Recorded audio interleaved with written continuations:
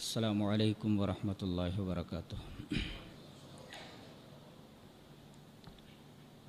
ان الحمد للہ نحمده ونستعینه ونستغفره ونعوذ باللہ من شرور انفسنا ومن سیئات اعمالنا من يهده الله فلا مضل له ومن يضلل فلا هادي له واشهد ان لا اله الا الله وحده لا شريك له واشهد ان محمدا عبده ورسوله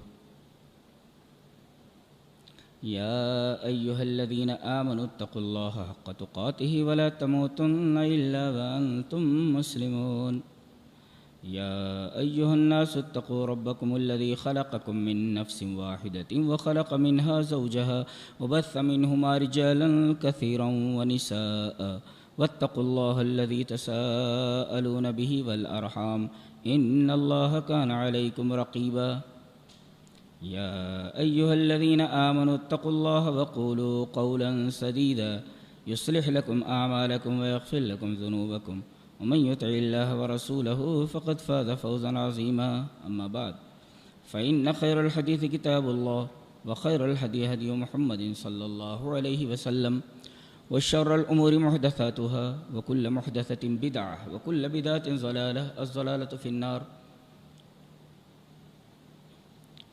أعوذ بالله من الشيطان الرجيم بسم الله الرحمن الرحيم فاسألوا أهل الذكر إن كنتم لا تعلمون۔ حضرات گرامی،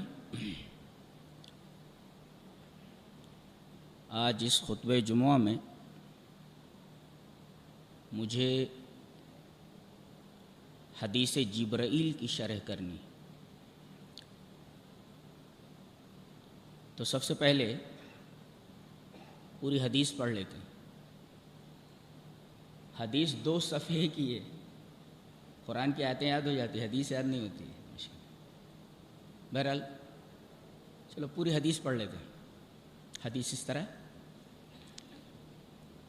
عن عمر بن الخطاب رضی اللہ تعالی عنہ قال بینما نحن عند رسول اللہ صلی اللہ علیہ وسلم ذات یوم اطلع علینا رجل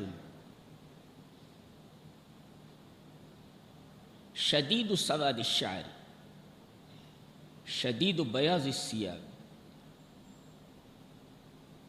لا يرى عليه اثر السفر ولا يعرفه منا احد فجلس إلى النبي صلى الله عليه وسلم حتى جلس إلى النبي صلى الله عليه وسلم فأسند ركبتيه إلى ركبتيه ووضع كفيه على فخذيه وقال يا محمد أخبرني عن الإسلام قال الإسلام أن تشهد أن لا إله إلا الله وأن محمد رسول الله وتقيم الصلاة وتؤتي الزكاة وتصوم رمضان وتحج البيت إن استطعت إليه سبيلا قال صدقت فعجبنا له يسأله ويصدقه قال فأخبرني عن الإيمان قال أن تؤمن بالله وملائكته وكتبه ورسله واليوم الآخر وتؤمن بالقدر خيره وشره قال صدقت قال فأخبرني عن الإحسان قال أن تعبد الله كأنك تراه فإن لم تكن تراه فإنه يراك قال فأخبرني عن الساعة قال ما المسؤول عنها بأعلم من السائل قال فأخبرني عن أماراتها قال أن تلد الأمة ربتها وأن ترى الحفاة العراة العالة رعاء الشاة يتطاولون في البنيان قال ثم انطلق فلبثت مليا ثم قال لي يا عمر أتدري من السائل قلت والله ورسوله أعلم قال فإنه جبريل أتاكم يعلمكم دينكم۔ یہ 2 صفحے کی پوری حدیث تھی جو من وان پڑھ دی ہے۔ اگر آپ ٹیلی کریں گے تو واو اور زیر زبر کا بھی فرق نہیں ملے گا۔ یہ حدیث کچھ الفاظ کے اختلاف کے ساتھ مسلم شریف میں موجود ہے، لیکن الفاظ جو میں نے پڑھے ہیں ان الفاظ کے ساتھ یہ پوری حدیث مشکات المصابیح کتاب الایمان میں آپ مشکات اٹھا کر کے دیکھیں گے کتاب الایمان کھول کر کے تو کتاب الایمان میں یہ روایت وہاں مل جائے گی. یہ تو اس حدیث کی ریڈنگ رہی، ہم نے اس کو ریڈ کیا، پڑھا. یہ حدیث کتنی عظیم الشان ہے، اس کے بارے میں امام قرطبی رحمۃ اللہ نے فرمایا، الفاظ اس طرح ہیں: قال القرطبی هذا الحدیث يصلح ان يقال له ام السنہ. یہ حدیث اس لائق ہے کہ اسے ام السنہ کہا جائے. کیا سمجھ میں آیا؟ سورہ فاتحہ کو کیا کہتے ہیں؟ ام القرآن. ام القرآن کہنے کا کیا مطلب ہے؟ جیسے ماں سے بچے پیدا ہوتے ہیں، نکلتے ہیں، یعنی بچوں کی پیدائش کا جو سورس ہے وہ ماں ہے، بچے وہیں سے نکلتے. ایسے ہی الف لام میم سے لے کر کے والناس تک جتنے بھی مضامین ہیں وہ سارے کے سارے مضامین ان شارٹ بالاختصار سورہ فاتحہ میں موجود ہیں. گویا کہ سورہ فاتحہ کے اندر جو ان شارٹ مضامین موجود ہیں وہ تفصیلاً پورے قرآن میں آئے. گویا کہ سورہ فاتحہ اور قرآن میں جو ریلیشن ہے، جو ربط ہے، وہ اجمال اور تفصیل کا ہے. اجمالاً ان شارٹ پورے قرآن حکیم کے مضامین سورہ فاتحہ میں موجود ہیں. ایسے ہی نبی کریم صلی اللہ علیہ وسلم کی جتنی بھی احادیث آپ پڑھیں گے وہ تمام احادیث اسی حدیث سے نکلی ہوئی ہیں، اس لیے کہ سنت کی ماں ہے. جیسے سورہ فاتحہ قرآن کی ماں ہے، ایسے یہ حدیث سنت کی ماں ہے. جیسے اس سورہ سے تمام کی تمام آیات کے جو مضامین ہیں وہ نکلے ہیں، ایسے ہی تمام احادیث رسول اس حدیث پاک سے نکلے. گویا کہ سورہ فاتحہ ام القرآن ہے اور یہ حدیث ام السنہ ہے، ام الاحادیث ہے.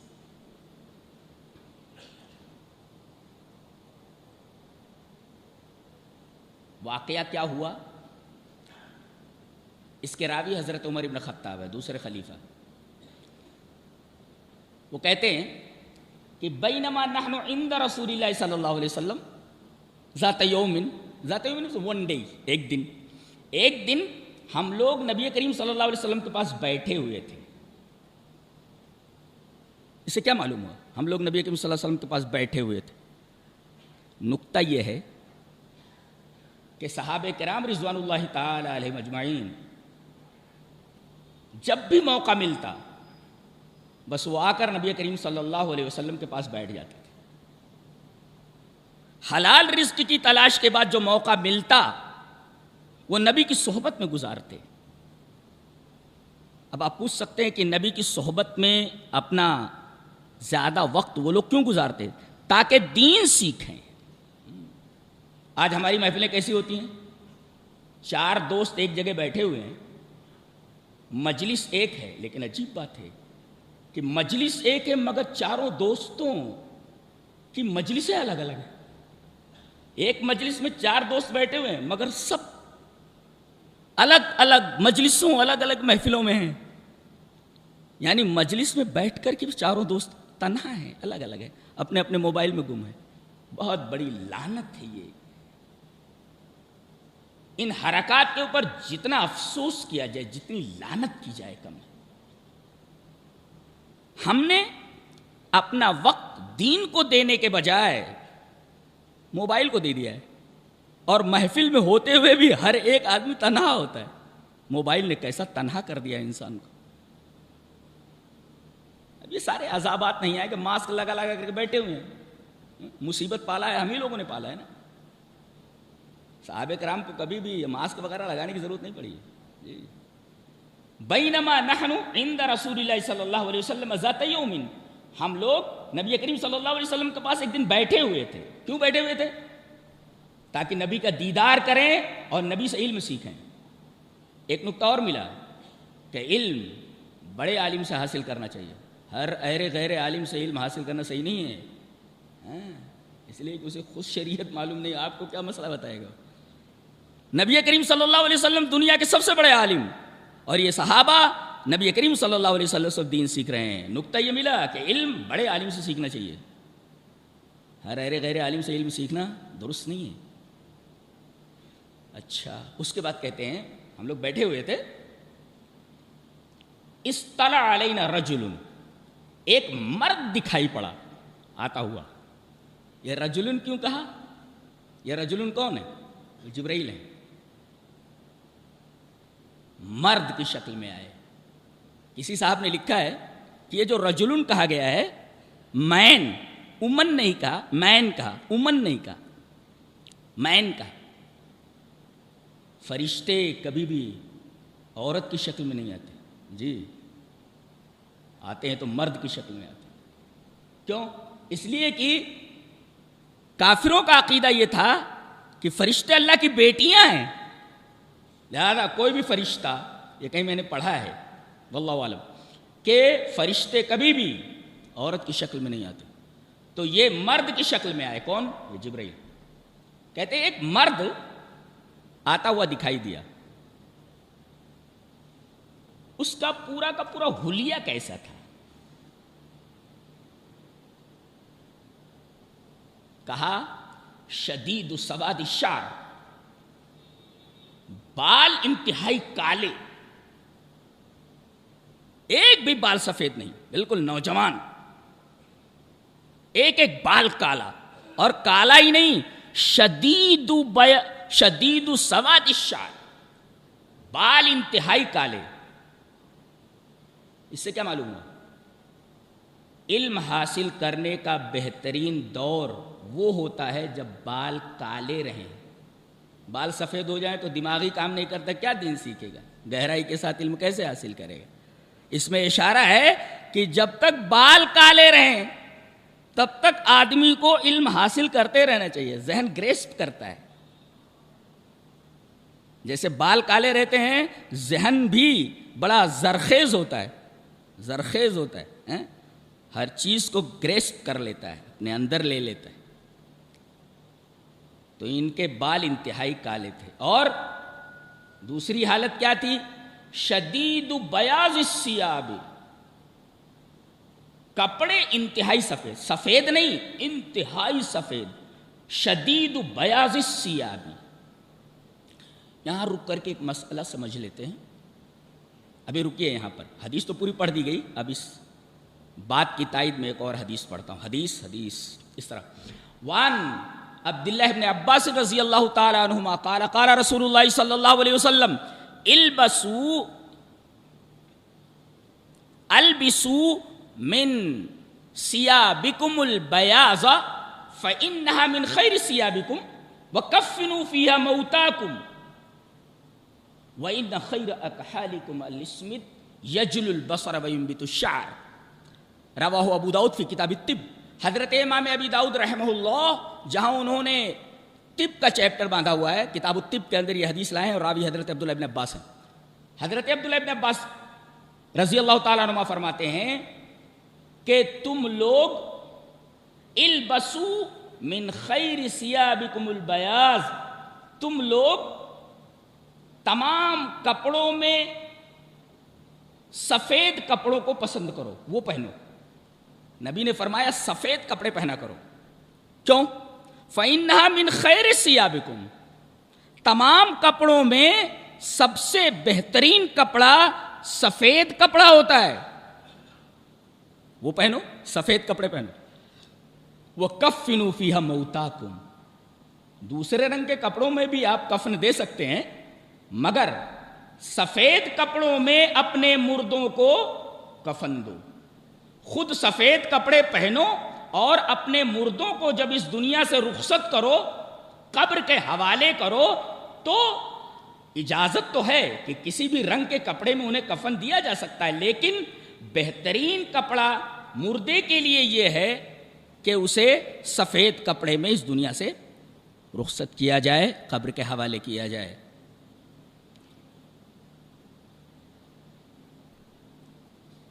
میت کو کتنے کپڑے دیے جائیں؟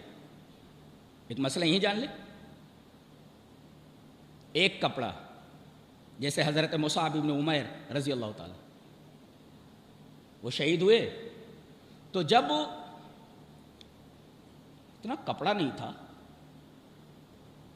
کپڑے کو پیر کی طرف کھینچتے تو سر کھل جاتا، اور سر کی طرف کھینچتے تو پیر کھل جاتا۔ نبی کریم صلی اللہ علیہ وسلم نے یہ منظر دیکھا، اور پرنس تھے وہ مکہ کے، کپڑا ایک دن پہنا دوسرے دن وہ کپڑا اتار دیتے تھے، بہت بڑے گھر کے تھے، لیکن شہادت اس حال میں ہوئی کہ اتنا کپڑا نہیں تھا۔ کیسے ہوشیار لوگ تھے! ہم تو دنیا بنانے کے چکر میں آخرت کو برباد کر دیتے ہیں، ان لوگوں نے آخرت بنانے کے چکر میں اپنی دنیا برباد کر دی اور کامیاب ہوئے۔ بہت ہوشیار لوگ تھے وہ، دنیا کے ذہین ترین لوگ۔ دنیا ہاتھ سے چلی گئی مگر آخرت کو ہاتھ سے جانے نہیں دیے۔ یہ دنیا کتنے دن رہتی ہے، کتنے دن کسی کے ساتھ رہتی ہے؟ ذرا غور کرو، سب تمہیں مٹی کے حوالے کر کے چلے آتے ہیں، من و من مٹی کے نیچے۔ ارے سنجیدگی سے اگر سوچ لو تو کھانا ہضم نہیں ہوگا، کھانا نہیں کھا سکتے۔ ہم لوگوں کے ساتھ کیا ہونے والا ہے؟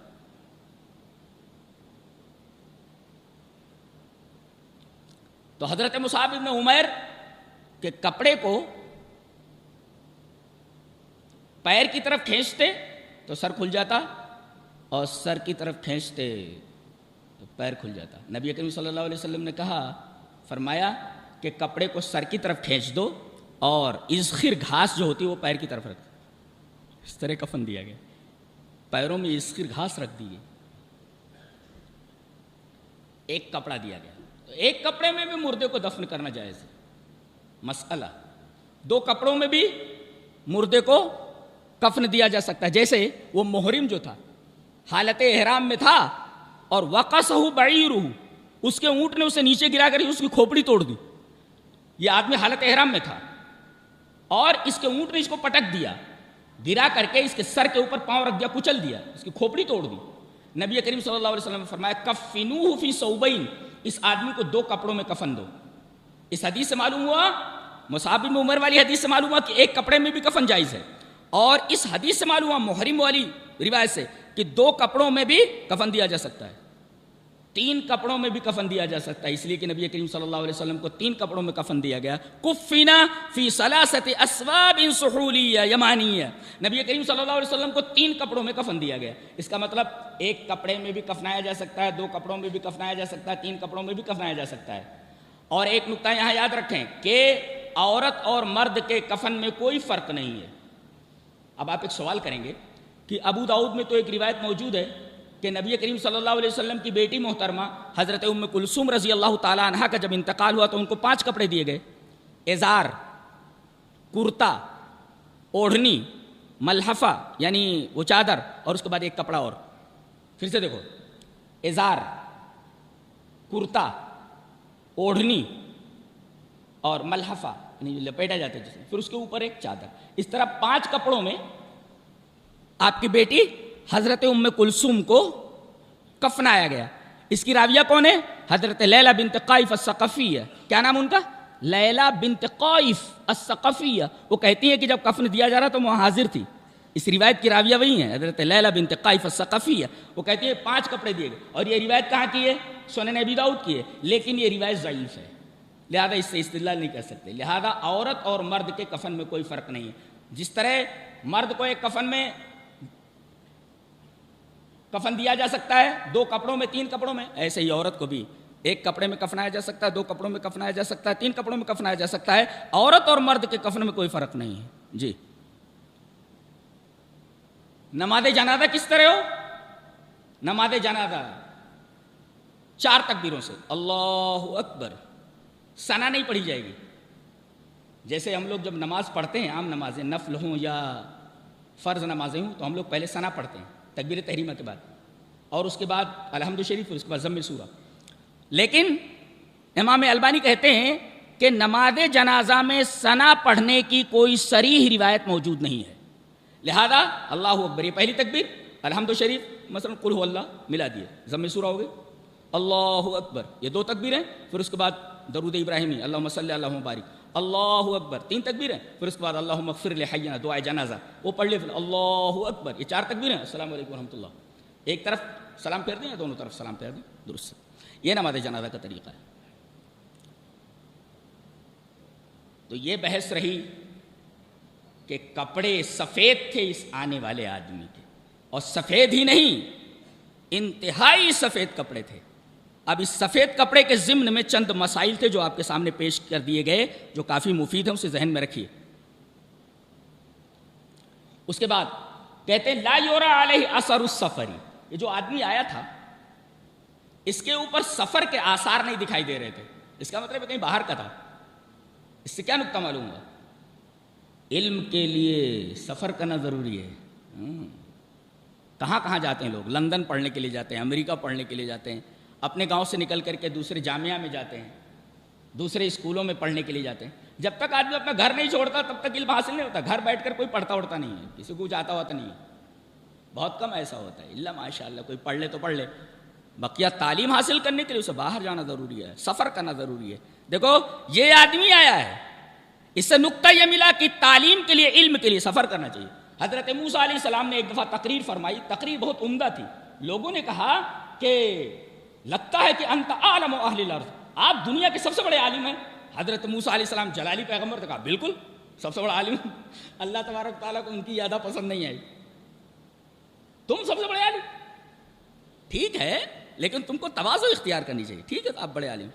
اب میں تم کو بتاتا ہوں کہ تم کتنے بڑے عالم ہو. میرا ایک بندہ مجموع البحرین پر رہتا ہے، جاؤ اس سے ملو، تمہیں معلوم ہو جاتا کہ تمہارا علم کیا ہے. اور پھر آپ نے دیکھا یہ جو ظاہر میں دیکھتے تھے حضرت خضر اس کو باطن میں دیکھ لیتے تھے. یہ دیوار سیدھی کر رہے ہیں کہ دیوار گر نہ جائے، اور حضرت خضر یہ دیکھ رہے ہیں کہ دیوار کے نیچے خزانہ گڑا ہوا ہے.